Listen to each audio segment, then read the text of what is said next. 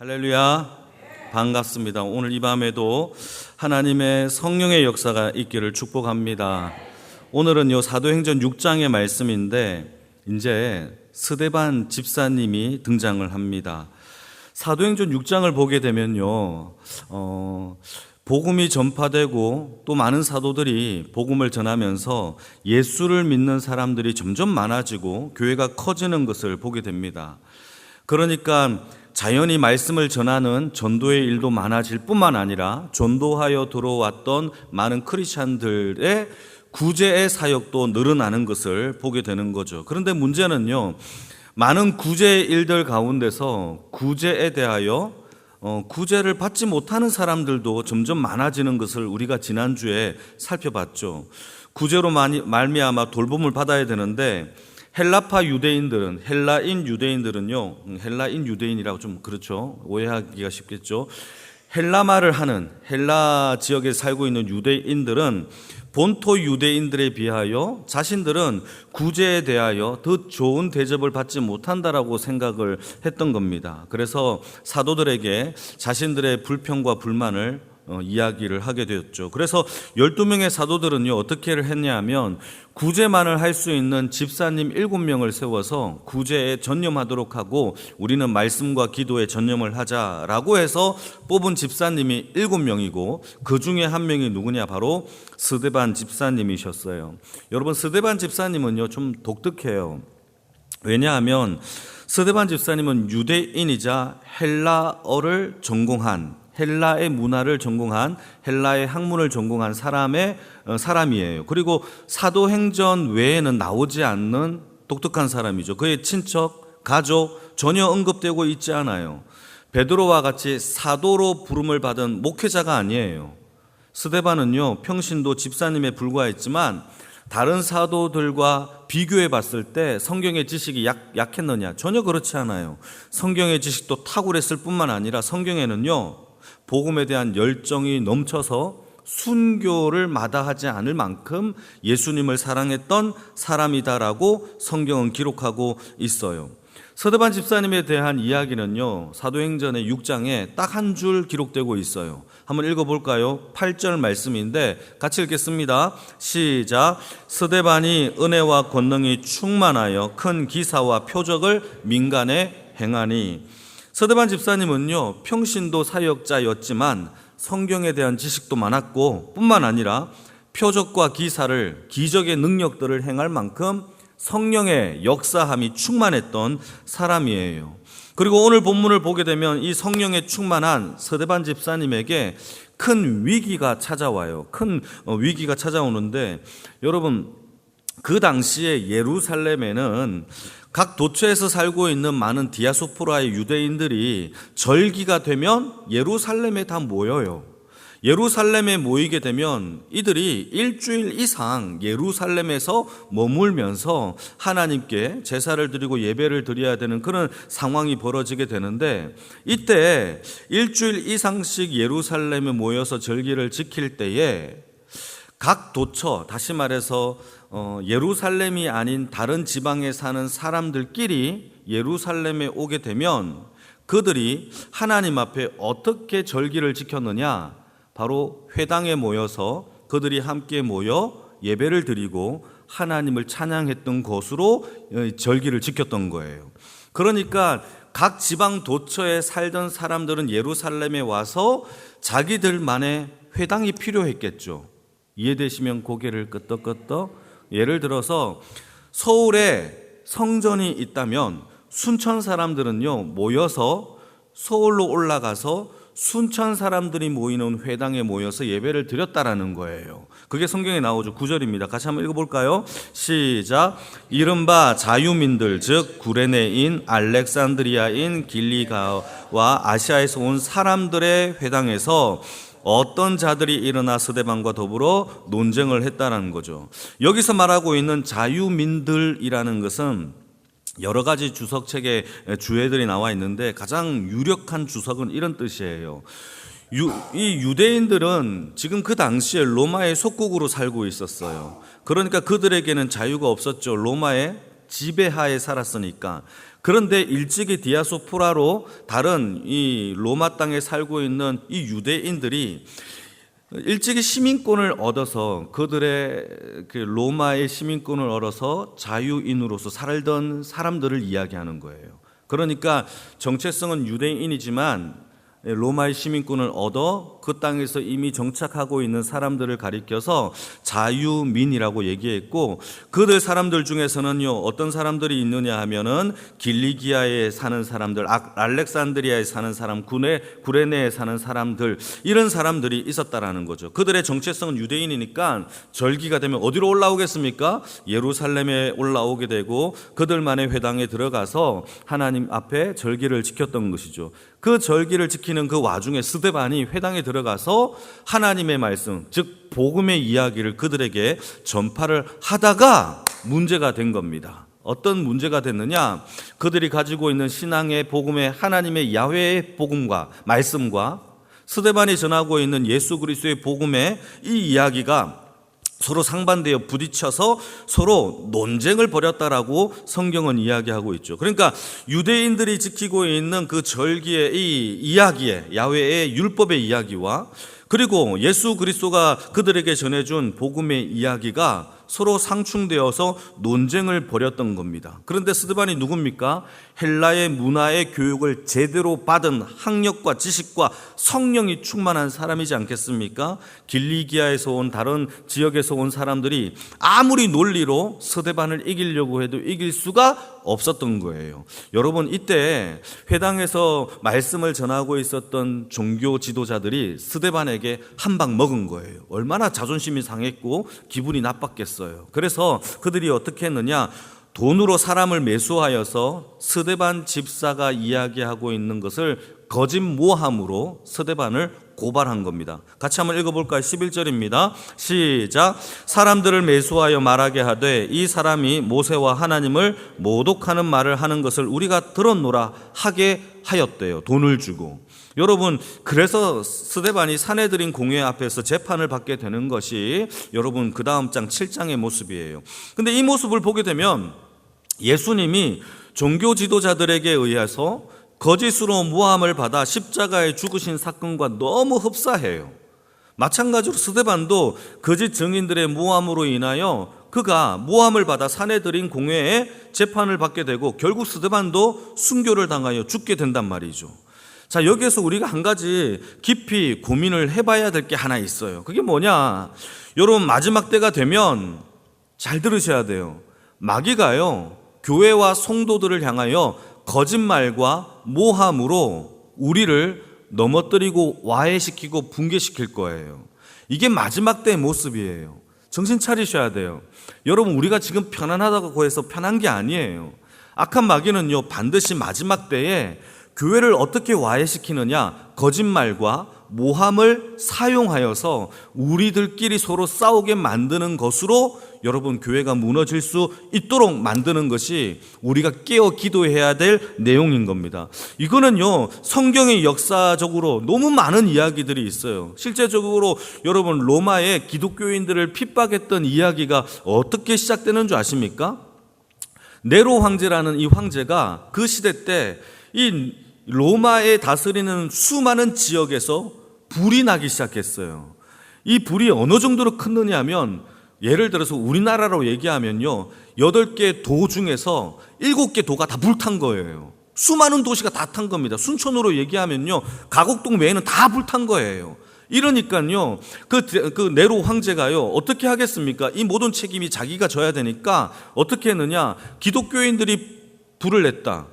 그렇게 모함을 한 거예요. 이거는 여러분 역사서에 기록되고 있지는 않지만 정설로 내려오는 이야기예요. 그러니까 많은 기독교인들이 그때 탄압을 하였고 이유 없이 전염병을 당하여 그 지역의 사람들이 죽었으면 이런 얘기를 해요. 기독교인들이 우물에다가 독을 풀었다. 이런 일들을 퍼뜨려서 수많은 기독교인들을 학살했던 사건들이 로마 시대 때 실제적으로 있었다라는 것이죠. 사도 바울도 마찬가지입니다. 잘 들으셔야 돼요. 사도 바울도요, 많은 사람들의 거짓 모함으로 인하여 감옥에 갔어요. 다니엘도 마찬가지예요. 다른 신하들의 거짓 모함으로 인하여 사자굴에 들어갔어요. 나봇이라는 사람이요, 거짓 모함으로 이세벨에 의하여서 여러분 거짓 모함으로 죽었을 뿐만 아니라 이 포도밭도 빼앗기는 사건이 벌어지게 돼요. 수많은 사람들이 성경 속에서 거짓과 모함으로 많은 사람들이 희생을 당했다라는 것이 성경의 이야기입니다. 여러분, 마지막 때가 되면 가장 우리를 괴롭히는 게 거짓말과 모함이에요. 이거를 다른 말로 사기라고 하죠. 여러분, 지금은요, 사기가 판치는 세상입니다. 무엇이 진짜인지를 모를 만큼 사기가 판치는 세상이에요. 사랑하는 성도 여러분, 저는 여러분들을 위하여, 우리 성도님들은 모함 당하지 않기 위하여 기도합니다. 여러분, 중요해요. 모함 당해보셨나요? 미치고 팔짝 뗍니다. 안 했는데 했다고 하니까. 그런데요, 그런 일들을 우리가 당할 거예요. 마지막 때가 되면요, 그런 일들이 일어난다고요. 우리에게 깨어 기도하기를 주님의 이름으로 축복합니다. 전세 사기, 보이스피싱, 문자 사기, 여러분, 중고나라에 가서 이게 당근 사기, 이런 것들이 얼마나 많은지 몰라요. 여러분, 깨어 있기를 축복합니다. 마귀의 주특기는요, 거짓말이에요. 요한복음 8장 44절 말씀에 보게 되면 마귀를요, 거짓의 아버지, 아비라고 얘기를 해요. 고린도 후서 4장 4절에는요, 우리의 마음에 혼미한 영을 붓는 혼미의 영이라고 얘기합니다. 우리를 혼미하게 해요. 무엇이 진짜인지 가짜인지 모르게 술 취한 듯 이렇게 살아가게 하는 것이 고린도 후서 4장 4절의 말씀이에요. 요한 1서의 3장에서는요, 가인이 아벨을 죽인 것 같이 사랑이 식어진대요. 여러분, 가인이 아벨을 죽일 때 사랑하는 마음으로 죽였을까요? 아니에요. 미움과 시기의 마음으로 죽였겠죠. 그래서 마지막 때는요, 미움과 시기가 가득 찬 시대가 된다라고 성경은 이야기하고 있어요. 여러분, 서로 이간을 시켜 싸우게 하고 불신과 미움을 조장하는 것, 이게 바로 교회를 무너뜨리는 마지막 때의 마귀의 모습이에요. 여러분, 우리 깨어 기도해야 됩니다. 하나님이 주신 아름다운 교회, 아름다운 신앙의 모습이 우리 안에서 잘 지키기 위해서는요, 마지막 때 거짓말과 이간질과 모함에 당하지 않도록 우리 교회를 지켜달라고, 우리 성도님들의 삶을 지켜달라고 깨어 기도하는 주의 인생이 되어지기를 축복합니다. 또 한 가지 더 묵상할 것은요, 말씀을 증거하는 능력이요, 목사에게만 주신 은사가 아니라는 것을 알아야 돼요. 하나님의 말씀은요, 사랑하고 그 말씀을 사모하는 자들에게 하나님이 주시는 은사인 줄 믿으시길 축복합니다. 그래서요, 평신도 집사에게도요, 그 은사가 스데반에게 주어진 것을 우리는 기억해야 됩니다. 하나님 말씀을 사모합니다. 그 말씀을 나에게 주시옵소서. 그 말씀을 깨닫고 하나님 아버지 그 은혜 가운데 살게 하여 주시옵소서. 여러분, 교회를요 40년, 50년, 60년 다녀도요, 세례를 몇 번 받느냐고 물어보면 몇 번 받는지를 몰라요. 여러분, 세례 몇 번 받아요? 몇 번 받아요? 10번 받아요? 어떤 사람은 2번 받는다, 3번 받는다 얘기를 해요. 지금 헷갈리시는 분 정신 차리셔야 됩니다. 우리는요 1번 받아요. 그 이후에는 그 성령의 충만함으로 살아가는 것이죠. 여러분, 우리에게 말씀의 은사를 달라고 기도하며 그 말씀의 은사로 담대함으로 달려가는 주의 인생이 되기를 축복합니다. 서대반 집사님은요, 순교를 당했어요. 여러분, 순교는요, 잘 생각해 보십시오. 순교해요. 제가 오늘 딱 순교합니다. 오늘부터요, 저는 말씀을 전하지 못해요. 딱 죽었으니까. 자, 그러면 이 순교가요, 이 땅의 복음을 증거하는 걸 스탑시키는 거예요? 아니에요. 순교는요, 복음의 길을 스탑시키는 것이 아니라 오히려 널리 퍼뜨리는 고의 사건이에요. 가게 하는 사건이에요. 이게 바로 스데반 집사님이 순교하여 죽은 이후에 어떤 일이 벌어지느냐, 예루살렘 이 땅에요, 스데반이 죽고 난 다음에 수많은 크리스찬들이, 수많은 기독교인들이 순교를 줄줄이 비엔나처럼 다 당해요. 그러자 어떤 일이 벌어지느냐, 예루살렘에 사는 기독교인들이 다 흩어지기 시작합니다. 다 뿔뿔이 흩어져요. 어디로 흩어졌느냐, 335 모여서 안디옥이라는 곳에 가게 돼요. 그 안디옥이라는 곳에 가서 최초로 예루살렘이 아닌 이방 땅에 교회를 세우게 되는 놀라운 쾌거를 이루는 것이 스데반의 순교 사건으로 이루어졌어요. 여러분, 순교는요 스탑이 아니에요. 고의 사건인 것을 우리는 기억해야 한다라는 사실입니다. 여러분, 아무리 세상이요 우리를 순교로 복음을 막아도 하나님은요 그것을 널리 확장시켜 순교의 사건을 더 하나님의 능력으로 사용하여서 온 세상에 복음이 전파되었다라는 사실을 기억하기를 축복합니다. 그래서요 안디옥 교회에 예루살렘 교회가 처음으로 파송한 사역자가 한 명 있어요. 그 사람이 누굴까요? 바나바예요. 바나바를 파송합니다. 이 바나바가 안디옥 교회에 가서요 누구를 데리고 오느냐? 사도 바울을 데리고 와요. 스데반을 죽인 장본인이 사도 바울인데요, 거기에서 스데반 때문에 학살당하여서 흩어진 사람들이 모여서 안디옥 교회를 세웠는데 그곳에 누구를 데리고 오느냐? 사도 바울을 데리고 와서 1년 동안 함께 복음의 사역을 감당하면서 1차 전도 여행을 떠나게 되는 계기가 바로 안디옥 교회에서 일어났다는 사실을 우리는 기억해야 합니다. 그러니까 하나님은요 기독교에 대한 핍박과 순교라는 것도요 선하게 사용하셔서 하나님의 나라를 확장하는 도구로 만든다라는 사실을 기억하기를 축복합니다.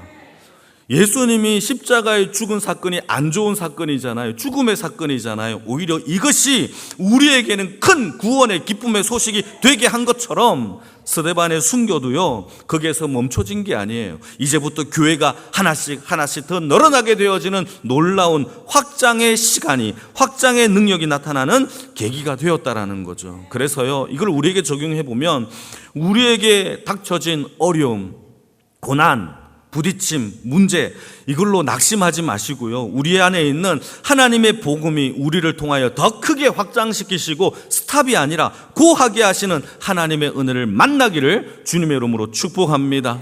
저는 그런 영광교회가 되어지기를 축복합니다. 그런 주일학교 부서들이 되어지기를 축복합니다. 그러한 은혜로운 도구가 우리 영광교회의 역사되기를 주님의 이름으로 축복합니다. 마지막으로 한 가지만 더 살펴보겠습니다. 15절인데요 같이 한번 읽겠습니다. 15절 시작. 공회 중에 앉은 사람들이 다 스데반을 주목하여 보니 그 얼굴이 천사의 얼굴과 같더라. 여러분, 스데반 집사님의 복음은요 진짜였을까요? 가짜였을까요? 천사의 얼굴이라는 것만 봐도요 진짜였잖아요. 자신들과 논쟁했는데 논쟁에서 이기고 싶은 마음으로 복음을 전했다면 악바리처럼 전했겠죠. 이렇게 전했겠죠. 그러나요? 그렇지 않았어요. 이 논쟁 가운데 이 스데반 집사님의 얼굴은 천사의 얼굴이었다고 성경 기록하고 있어요. 그 말은 스데반 집사님의 복음은요 이기기 위하여 전한 복음이 아니에요. 논쟁에서 승리하려고 전한 복음이 아니에요. 정말 내 안에 예수의 사랑이 있었기 때문에 도끼가 아니라 사랑으로 복음을 전했던 얼굴이 천사의 얼굴이었죠. 우리 안에도 그러한 도끼가 아니라 사랑이 가득한 주의 복음을 전하는 입술이 되어지기를 축복합니다. 이렇게 첫째, 성령에 충만한 사람들은요 기쁠 때 천사의 얼굴만 나타나는 게 아니에요. 고난과 논쟁과 아픔과 나를 공격하는 사람들 앞에서도요 어떤 상황에서도 천사의 얼굴로 주의 복음을 증거하는 인생인 줄 믿으시기를 바랍니다. 그래서요 정말 중요합니다. 에베소서 6장 말씀을 보시게 되면 전신갑주의 이야기에서요 복음을 전하는 신발에 대한 이야기를 해요. 이때 복음을 전하는 신발 앞에 어떤 단어가 하나 붙어요. 그게 무슨 단어가 붙을까요? 평안이에요. 평안. 아는 사람이 3명 계신 것 같아요. 평안을 전하는 복음의 신발이에요. 평안으로 준비한 복음의 신발. 그러니까요 복음은요 우리를 샬롬과 평강으로 인도하는 줄 믿습니다. 그게 천사의 얼굴이죠. 복음은요 도끼가 아니에요. 하나님의 말씀을 증거하는 그 사랑 안에서 평안으로 증거하는 주의 성령에 충만한 교회와 성도가 되기를 축복합니다. 두 번째, 성령에 충만한 사람들은요 용기와 담대함을 얻어요. 여러분, 세상이 얼마나 무섭겠습니까? 복음을 증거하면 저 사람이 내 말을 들을까 안 들을까 이런 생각이 안 드는 사람은 좀 이상한 사람이에요. 그런 생각이 들겠죠. 내가 복음을 전할 때 저 사람이 나에게 어떻게 행동할까라는 거. 그때에도요, 그런 것과 상관없이 용기와 담대함을 전혀 주눅들지 아니하도록 내 마음속에 담대함을 줄 수 있는 것이 바로 성령의 충만한 사람인 줄 믿으시기를 바랍니다. 자기를요, 돌을 들어서 치려고 하는 사람 앞에서도요, 주눅이 안 들어, 두려워하지 않아요. 던지려면 던져라, 나는 예수님을 찬양할 것이다 라고 하는 그 용기, 그 두려워하지 않는 얼굴, 천사의 얼굴이죠. 그게 천사의 얼굴이에요. 여러분, 복음으로 우리가 다 천사의 얼굴로 하나님의 나라를 증거하는 영광의 모든 식구들이 되어지기를 축복합니다. 평안의 복음의 신을 싣고 여러분 용기와 담대하는 마음으로 천사의 얼굴을 가진 주의 백성, 어디를 가나 하나님의 나라를 증거하는 그런 영광의 모든 식구들이 되어 하나님께 영광을 올려드리는 그런 주의 백성들이 다 되어지기를 축복합니다. 아멘.